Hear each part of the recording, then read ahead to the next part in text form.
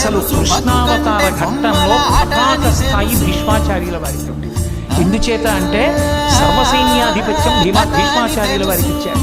ఇటు సర్వసైన్యాధిపత్యం కథలన్నీ కంచికే చేరునని తెలుసు, తెలుసు తెర తొలుగుతుందని, తెలుసు తెల్లారుతుందని, తెలుసు ఈ కట్టె పుట్టుకుమంటదని, తెలుసు ఈ మట్టి మట్టిలో కలిసిపోతదని.